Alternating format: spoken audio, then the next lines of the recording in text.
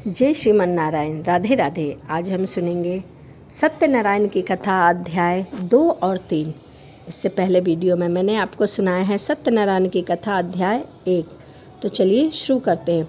श्री सूत जी बोले, हे द्विज, अब मैं पुनः पूर्व काल में जिनके इस सत्यनारायण व्रत किया था उसे भली भांति विस्तार पूर्वक कहूँगा।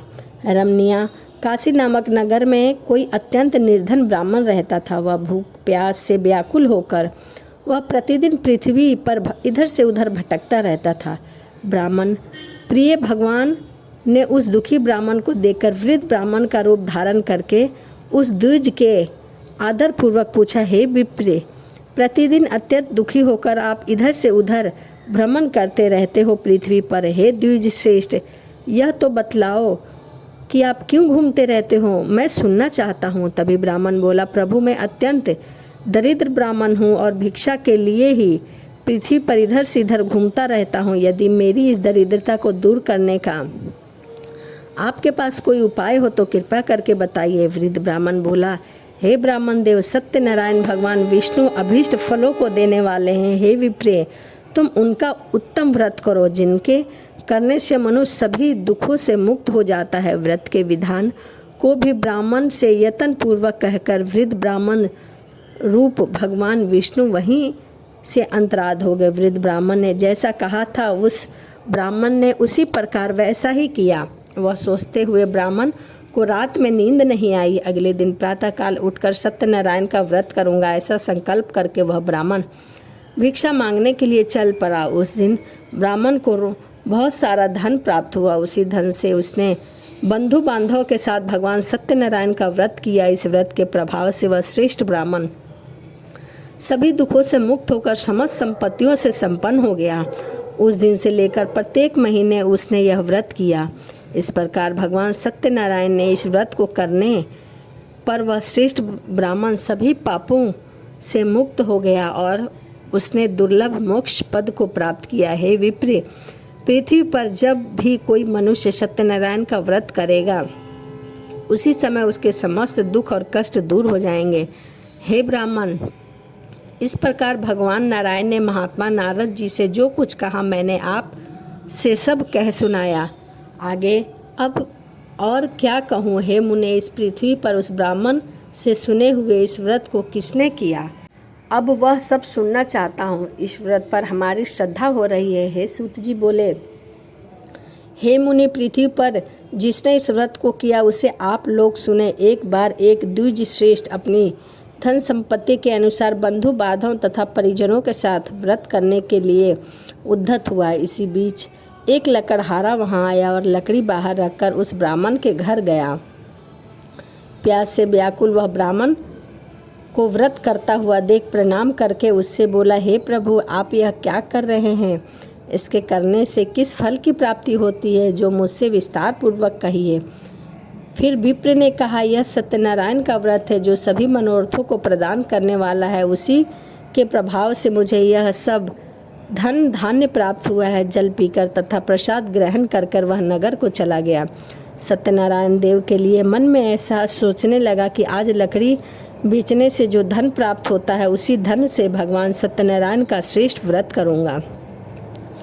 इस प्रकार मन में चिंतन करता हुआ लकड़ी को मस्तक पर रखकर वह सुंदर नगर में गया जहां धन संपन्न हो रहे थे। उसी दिन उस लड़की को 2 गुना मूल्य प्राप्त हुआ। इसके बाद प्रसन्न हृदय होकर वह पके हुए केले का फल, संकरा, घी, दूध और गेहूं का चूर्ण सवा मात्र लेकर अपने घर आया। इसके पश्चात उसने अपने बांधव को बुलाकर विधि विधान से भगवान सत्यनारायण का व्रत किया तथा उसकी कथा सुनी। इस प्रकार के प्रभाव से वह धन और पुत्र से संपन्न हो गया। इस लोक में अनेक सुखों को भोगकर वह अंत काल में सत्यपुर अर्थात वैकुंठ लोक को चला गया। तो यह सत्यनारायण की कथा अध्याय 2 था। आइए अब सुनते हैं सत्यनारायण की कथा अध्याय 3।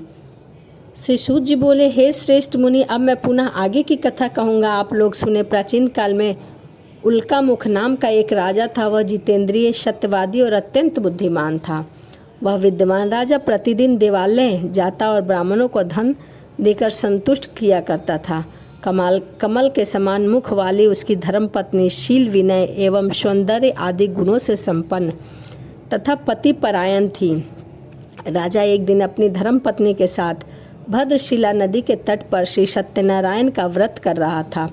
उसी समय व्यापार के लिए अनेक प्रकार की पुष्कल धनराशि से संपन्न एक साधु का नाम बनिया वहाँ आया। भद्रशिला नदी के तट पर नाव को स्थापित कर वह राजा के समीप गया और राजा को उस व्रत में दीक्षित देकर विनय पूर्वक पूछने लगा।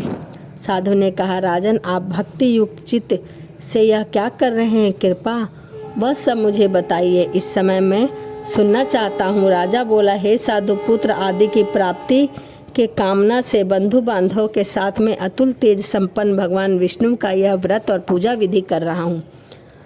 राजा की बात सुनकर साधु ने आदर पूर्वक कहा, हे राजन, इस विषय में आप मुझे सब कुछ विस्तार में बताइए। आपके कथा के अनुसार मैं व्रत एवं पूजा करूँगा। मुझे भी संतान नहीं है, ऐसे अवश्य मुझे संतान होगी। ऐसा विचार कर कर वह व्यापार से निवृत्त हो आनंद पूर्वक अपने घर आया। उसने अपनी भार्या से संतान प्रदान करने वाले इस सत्य व्रत को विस्तार पूर्वक बताया। जब मुझे संतान प्राप्त होगा तब मैं इस व्रत को अवश्य करूँगा।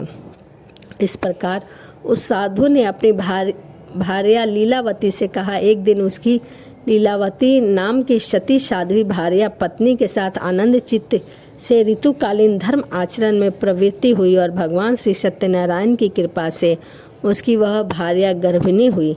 10वें महीने में उससे कन्या रतन की उत्पत्ति हुई और शुक्ल पक्ष के चंद्रमा की भांति वह दिन प्रतिदिन बढ़ने लगी। उस कन्या का नाम कलावती रखा गया था। इसके बाद एक दिन लीलावती ने अपने स्वामी से मधुर वाणी में कहा कि आप पूर्व में संकल्पित श्री सत्यनारायण व्रत के कथा क्यों नहीं कर रहे हैं? आपने कहा था कि जब भी मेरी कोई संतान होगी तो मैं कथा जरूर करूँगा और व्रत भी रखूँगा। तभी साधु बोला, हे विप्रिय, इसके विवाह के समय व्रत करूँगा। इस प्रकार अपनी पत्नी को भली भांति आश्वासन कर वह व्यापार करने के लिए नगर की ओर चला गया। उधर कन्या कलावती पिता के घर में चंद्रमा के समान बढ़ने लगी। तदंतर धर्म यज्ञ साधु के नगर में सखियों के साथ कीड़ा करती हुई अपनी कन्या का विवाह योग्य देखकर आपस में मंत्रागन करने लगे। कन्या विवाह के लिए श्रेष्ठ वर का अवशेषण करो, ऐसा दूत से कहकर शीघ्र ही उसे भेज दिया। उसकी आज्ञा प्राप्त करके दूत कंचन नामक नगर में गया और वहां से एक वणिक का पुत्र लेकर आया। वह साधु ने उस वणिक के पुत्र को सुंदर और गुणों से संपन्न देखकर उसकी जाति के लोग तथा बंधु बांधवों के साथ संतुष्ट चित्त से होकर विधि विधान से वणिक पुत्र के साथ अपनी कन्या का विवाह करके कन्या को दान कर दिया। उस समय वह साधु बनिया दुर्भाग्यवश भगवान का वह उत्तम व्रत करना और कथा कहना भूल गया। पूर्व संकल्प के अनुसार विवाह के समय में व्रत न करने के कारण भगवान उस पर बहुत क्रोधित और रुष्ट हो गए। कुछ समय के पश्चात अपने व्यापार कर्म में कुशल एवं साधु बनिया काल की प्रेरणा से अपने दामाद के साथ व्यापार करने के लिए समुद्र के समीप स्थित रत्नासारपुर नामक सुंदर नगर में गया और अपने श्री संपन्न दामाद के साथ वह व्यापार करने लगा। उसके बाद वो दोनों राजा चंद्रकेतु के रमणीय उस नगर में गए। उसी समय भगवान श्री सत्यनारायण जी ने उसे भ्रष्ट प्रतिज्ञ देखकर इसे दारुण कठिन और महान दुख प्राप्त हो यह श्राप दे दिया। एक दिन वह एक चोर राजा चंद्रकेतु का धन चुराकर वहीं से जा रहा था।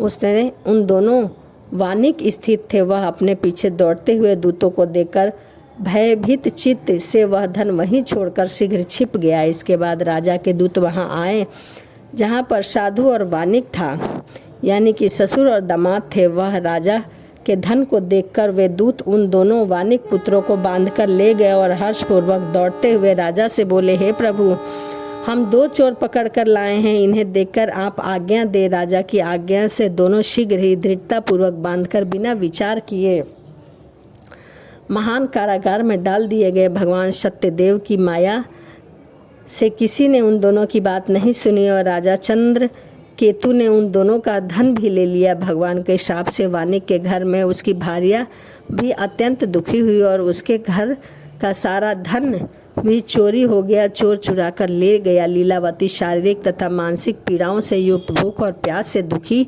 रहने लगी। अन्न की चिंता से दर दर इधर से उधर भटकने लगी। कलावती कन्या भी भोजन के लिए इधर से उधर प्रतिदिन घूमने लगी। एक दिन भूख से पीड़ित कलावती एक ब्राह्मण के घर गई। वहां जाकर उसने श्री सत्यनारायण के व्रत का पूजन देखा। वहां बैठकर उसने कथा सुनी और वरदान मांगा।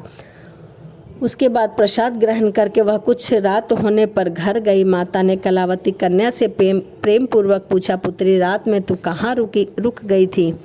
तुम्हारे मन में क्या है? कलावती कन्या ने तुरंत माता से कहा, माँ मैं एक ब्राह्मण के घर में मनोरथ प्रदान करने वाला व्रत देखा। कन्या की उस बात को सुनकर वह वानिक की भार्या व्रत करने को उद्धत हुई और प्रसन्न मन से उस साध्वी ने बंधु बांधव के साथ भगवान श्री सत्यनारायण का व्रत किया और कथा सुना तथा इस प्रकार प्रार्थना करने से, भगवान आप हमारे पति और दामाद दोनों को अपराध क्षमा करें और उन्हें मुक्त करें। वो दोनों अपने घर शीघ्र आ जाएं। इस व्रत से भगवान सत्यनारायण पुनः संतुष्ट हो गए और उन्होंने नृप श्रेष्ठ चंद्रकेतु को स्वप्न दिखाया और स्वप्न में कहा, हे नृप, प्रातःकाल इन दोनों को छोड़ दो। यह सारा धन भी तुम ले लो जो तुमने इनसे लिया है, अन्यथा तुम्हारा धन और राज्य पुत्र सहित सब सर्वनाश कर दूंगा। राजा से स्वप्न में ऐसा कहकर भगवान सत्यनारायण वहाँ से अंतराध हो गए। इसके बाद प्रातःकाल राजा ने अपने मंत्रियों से कहकर इस स्वप्न के बारे में बताया और उन दोनों को जो वानिक पुत्रों को मुक्त कर दिया। राजा की ऐसी बात सुनकर वे राजपुरुष दोनों महाराज को बंधन मुक्त करके राजा के सामने लाकर विनय पूर्वक बोले, हे महाराज, बंधन से मुक्त करके दोनों पुत्र आ गए हैं। इसके बाद दोनों महाजन नृप